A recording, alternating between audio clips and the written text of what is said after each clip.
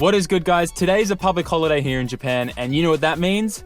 We get to see May! Yay! May's in the vlogs! Oh my god! Anyways, today we're actually going to be doing a whole bunch of stuff. It's a public holiday, so we've got lots of things to do, catch up with May's parents. I'm going to be doing an interview with Albo from Drift Hunters. He's going to be throwing that up on his channel at some point. But anyways, for now, we got our Starbucks, and we're going to head inside and do the shooting and stuff like that. Maybe we'll shoot a bit on the vlog, we'll see. But then let's just continue on the vlog from there. We've got some other things to do on cars, my car, Albo's car, lots of stuff. Anyways, let's get started.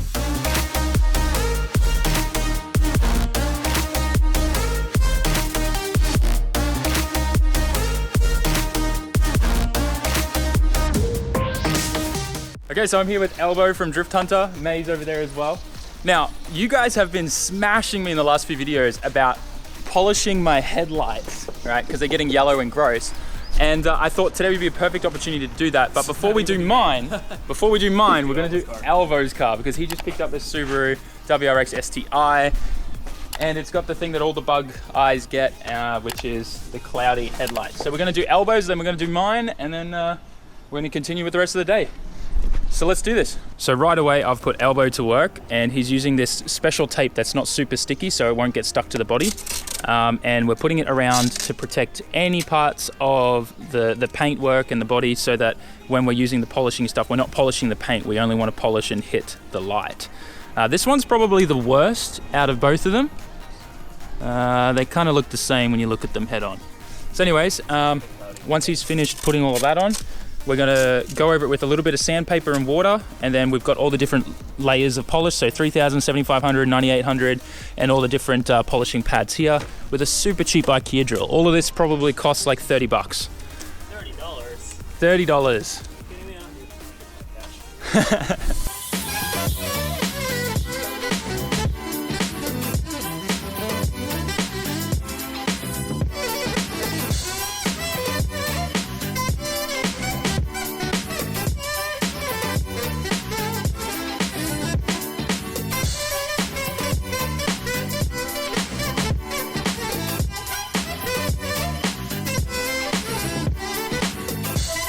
So I just started sanding with this 1000 grit sandpaper, and if you can see in the camera, you see all the yellowy gunky stuff dripping off, and like see this stuff here?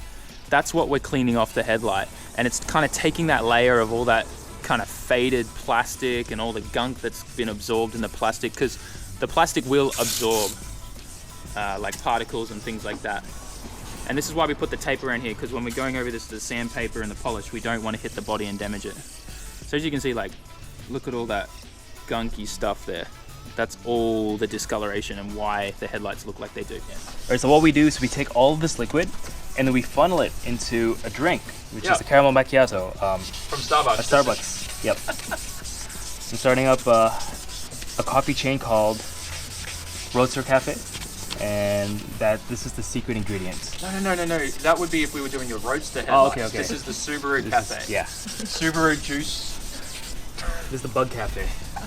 I feel like this is Mighty Car Mods right now, because we're making really bad jokes.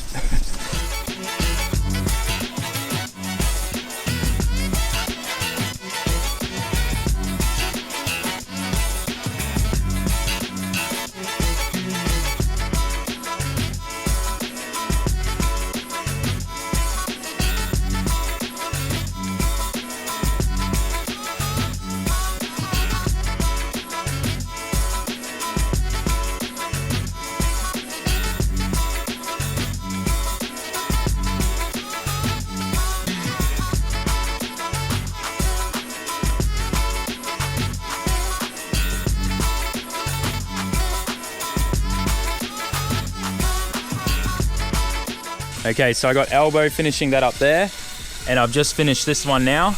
Look at the difference that has made. Totally different to what it looked like before. It looked very similar to how yellow mine are. It's insane. And the weather right now, looks like a storm's about to roll in, so we might not get time to do mine today. All right, so that's the final product. Huge difference compared to what they used to look. Right, Albo? Thanks, man. No worries, anytime. All right, guys, so we just got back from dinner with May's parents, which was awesome. And the weather wasn't predicted to rain at all, was it? No, right? It rained, so like all the clothes we had outside just got completely drenched, including like our blanket and stuff for our bed because we put that out today to dry. So thanks, Mr. Weatherman, for that. But what I'm gonna do now is I gotta work on editing yesterday's video to put that up. And then after this, what I think I'm gonna do is actually answer a few of your questions that you guys send me on Instagram to kind of like finish out the video. Because today, like, just, man, we got a late start. We slept in by accident and yeah, it didn't go the way I planned. But anyways, it is what it is and we're just gonna try to make the best of it. And then tomorrow morning, we'll definitely, hopefully the weather holds out, but apparently it's supposed to rain all week again, which kind of really sucks because I had a whole bunch of plans to work on the car and things like that.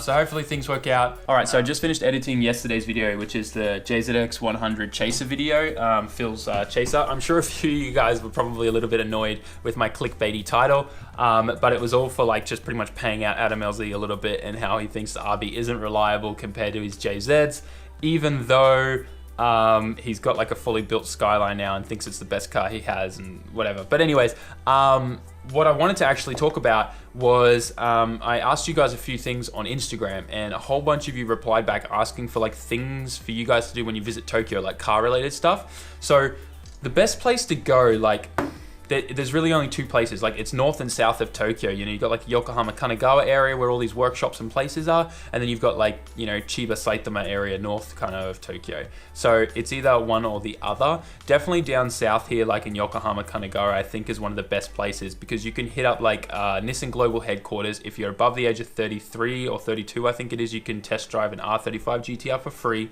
Then once you've done that, you can go to the Nismo Omori factory, then because they're really close to each other, right? Then after the Nismo Omori factory, you can go to Tomei, check out and do a factory tour there. Just make sure if you want to do a factory tour that you call them up like, you know, a couple days in advance and just check that that's okay. If that's not okay, they'll give you a date that better suits them.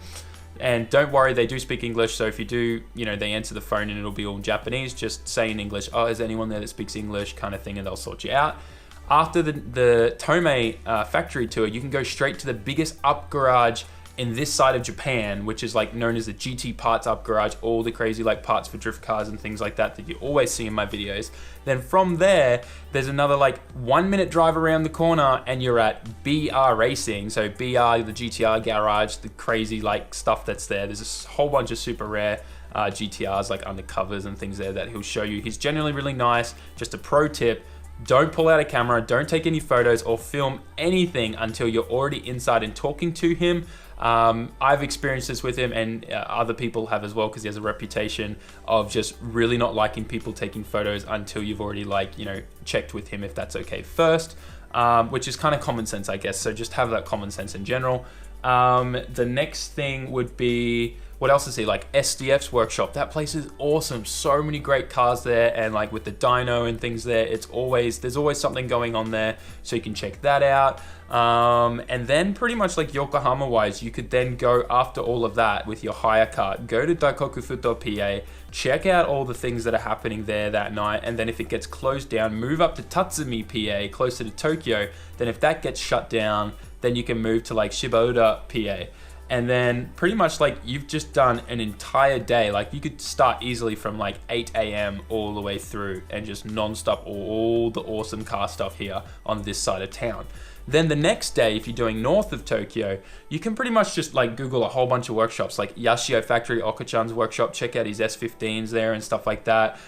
Then there's, what's that workshop, that engine builder, the thing that Kosh Kubi like loved. That he wanted to like, he was inspired by Prometto or something. The guy that builds like the Porsche engines and stuff. Can't think of the name right now, but it's Pro something. So there's that workshop really close to Okachan's workshop. Then you can also check out like Wins Auto, and then like further down that way, there's also, you know, like Foreheads, the tire wheel garage that like Alexi used to work out and all that kind of stuff. So there's a whole bunch of those kind of niche, awesome workshops all around there. And if you just jump on Google, there's an app actually, I think it's called like JDM Maps.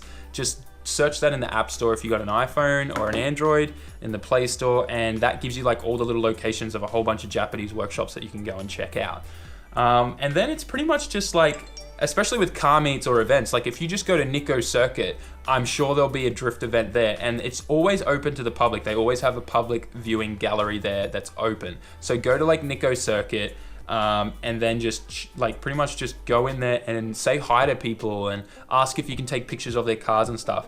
One thing that I do want to touch on there is like if you want to film and take pictures of people's cars, especially when they're there, like it's probably not a big deal if they're if the car's just there in a car park and no one's watching kind of thing, like then go snap a photo. But if like people are all there and you're taking video and pictures of their car, definitely ask them before you do it. And that's just because like it's kind of like a unspoken rule here in Japan, because sometimes a lot of people don't actually want their number plates shown. So you've probably seen in some of my videos, sometimes I blur number plates, and that's because when I've asked if it's okay to film, they just say, yeah, it's fine, just blur the number plate, please. So that happens sometimes, but just, you know, just be super polite. You're in a foreign country. Try to act what you see happens here in Japan. Be super polite, nice, and just, you know, don't make a fool of yourself or a fool of the country you're representing is what I'm trying to say. But anyways, like it's super easy. Just rock up to these places, be nice, say hi, and just try to help everyone out that you can, I guess, and make new friends. So anyways, I think that was a very long question to answer. Like I've already been talking for 5 minutes. We're gonna do some more of these probably in future videos later on this week and next week. So yeah, if you have any other questions and things like that, send them to me in the Discord, in the chat group that's specific for recommendations and things that you wanna see in future videos. Or you can, you know, DM me on Instagram and stuff like that. But otherwise, guys, thanks heaps for watching this video. I know like not a whole heap happened today, but can't do much about the weather and stuff like that. So anyways, hit up all the social media down in the description. Make sure you like, comment, share, and subscribe, especially liking and commenting. That really helps with the videos and the YouTube algorithm. And join the Discord, already said that. And that's about that, I guess. Thanks heaps for watching, guys. Catch you in the next video. Ja mata ne.